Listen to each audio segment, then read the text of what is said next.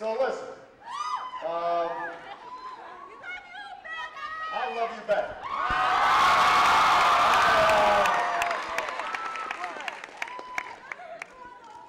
You know, when I first got involved in politics, I was not planning to make it a career. As some of you know, I actually started public service as a community organizer. And I was working in low-income neighborhoods on the far south side of Chicago. Chicago, we're in the house. And communities that have been devastated by steel plants that had closed. And I was your age. I had been active on campus at the time. One of the major issues was the anti-apartheid movement. When students all across the country mobilized to make sure that presidents and trustees of major universities divested from South Africa and helped put pressure on the apartheid regime. And so I've been active in that. And I decided I wanted to be a community organizer. I didn't know exactly what it meant, but there were a group of churches that agreed to hire me for $13,000 a year, plus car expenses, to work with them to try to deal with communities that were decaying. Steel plants had closed, people had been laid off their jobs, there had been racial transition in some of these communities, and so I went out there not knowing anybody to work with ordinary folks, teachers, school bus drivers, janitors, secretaries, to see what could be done to rebuild these communities. We set up job training programs, and we set up after-school programs for kids. We helped to clean up vacant lots and put playgrounds on them and deal with environmental issues in the community. And after I went back to law school and came back, people remembered my community involvement, so they asked me if I'd be interested in running for the state senate. A seat had opened up in the neighborhood where I live. And I did what every wise man does when confronted with such a decision. I prayed on it, and I asked my wife. And that's right. And my wife said, well, if this is something you want to do, you can try it out. So then I did what every first-time candidate does. If any of you ever decide you're going to run for office, basically you go around and you talk to anybody who will listen to you. And so I went to beauty shops and barber shops and PTA meetings, and if there are two guys standing on a corner, I'd pull up and start handing them literature. And everywhere I went, I'd get the same two questions. First question, where'd you get that funny name Barack Obama? Except people didn't always say it right. And they'd call me Alabama. Or they'd call me Yo Mama. And I'd have to explain, no, it's Obama. I thought it was from Kenya, from Africa. We got some Africans in the house. Kenyans here. My mother was from Kansas. Kansas, anyone? Kansas? That's where I got my accent from. But the other thing people asked me, they said, you know, you seem like a nice young person. You know, you've got a fancy law degree, you teach at the University of Chicago Law School, you practicing civil rights law, beautiful family, wonderful kids. Why would you want to go into something dirty and nasty like politics? Why would you want to go into politics? And the question's understandable because at some level, even those of us who are active in politics feel a certain cynicism about the political process. You know, we open up the newspapers or we turn on the television set, and it seems as if everywhere we go, politics is a business and not a mission. And the power is always trumping principle. And you've got a lot of self-appointed leaders who are long on rhetoric, but short on follow-through.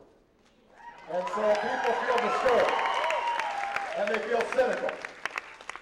And maybe they go and vote every 2 years or 4 years, but they don't really have confidence that government is going to make a difference in their lives. In fact, they hope the government doesn't know harm. And nobody's more cynical about politics and government than young people.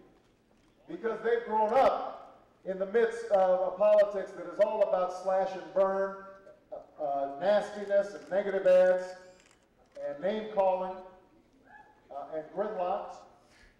And so you guys don't have much of a memory of the possibilities of a politics that transcends and brings people together. But here's what I told people when I first ran for office, and it's something that I still say today.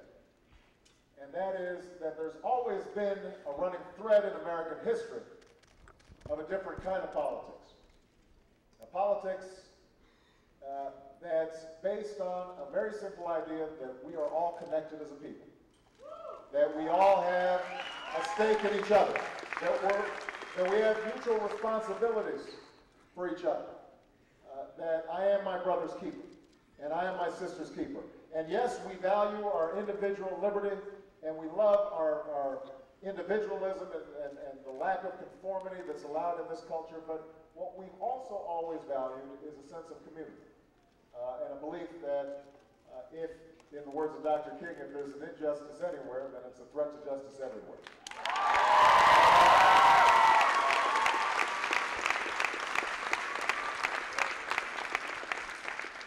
And that's the spirit of the kind of politics I've tried to practice in the state legislature, the kind of politics that I've tried to practice in the United States Senate, and the kind of politics that I hope to be engaged in a campaign over the next year.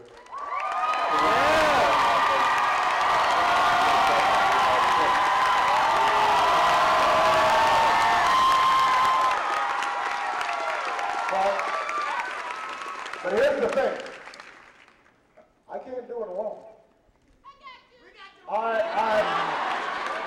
No, listen up, because this is important. People have been asking me, what is it that is attracting all these crowds? And my wife asks me this all the time.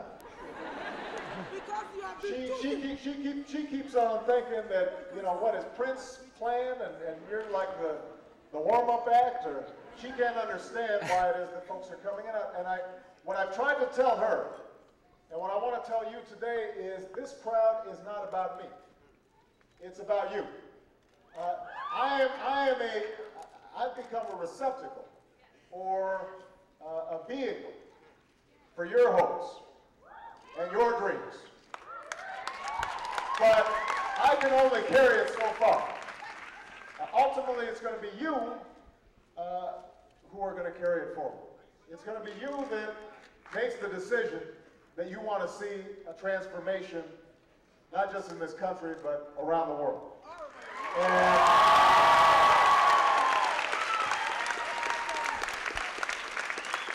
And Lord knows we need that transformation, because we are at a crossroads in this country domestically, and we're at a crossroads internationally. And I don't have to give you all the facts. You see them on television, you read about them every day. We've got a healthcare system that is broken.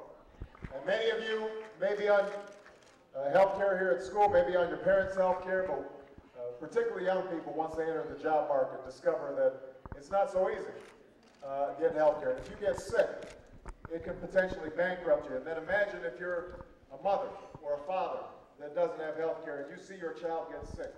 You've got to take them to the emergency room, and they turn you away because you don't have health insurance. Been there. And a lot of people have. And you wonder, why is it that we can't do something about that? It's not a technical problem. It's not that we don't spend enough money on health care. It's that we have not exerted the political will to transform the system so that everybody has basic, decent health care.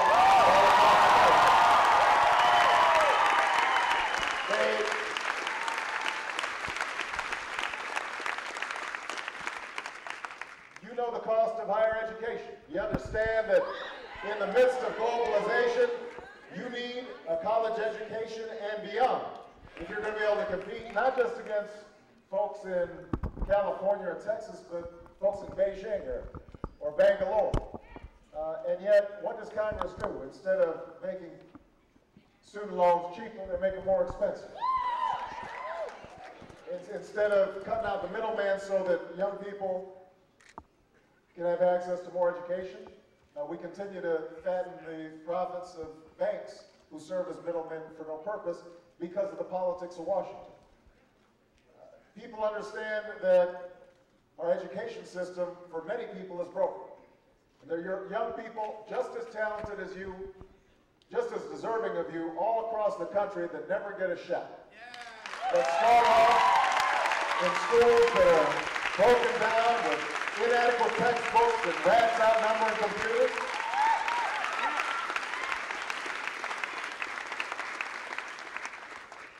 This generation, more than anybody, understands that unless we have a serious energy policy, we may not have a future.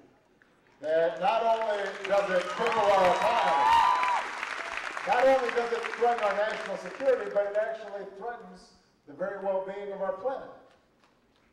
And so you look at that and you say, well, why can't we do something about that?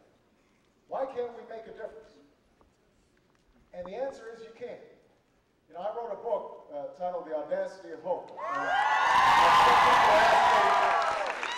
Some folks asked me, where did I get the title?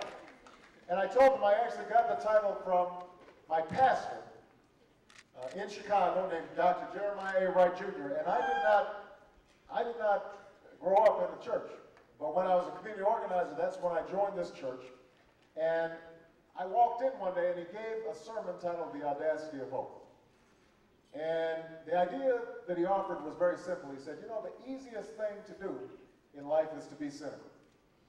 The easiest thing to do in life is to say, nothing's going to change. You can't make a difference. The world is as it is. You look around, you see famine and poverty and despair and cruelty and injustice. There's nothing we can do about it. But here was the idea, he said. What's truly audacious, what requires risk and boldness and courage, is hope. The belief that, in fact, the world as it is not the world as it has to be. That it's possible, just possible, that if each of us get over the fears and constraints and inhibitions to our imagination and decide to work together, that we can completely transform this place. And I love that idea of the audacity of hope because not only did I love it for myself, because it told me that, you know, to be hopeful is not to be blind to problems, it's to look squarely at problems and decide that we can solve them. To face up to injustice and racism and poverty and war. But it's also because the history of this country, to some degree, has been built on that audacity. I mean, think about it. This country started with a bunch of ragtag colonies deciding to overthrow the most powerful nation on earth and start their own country.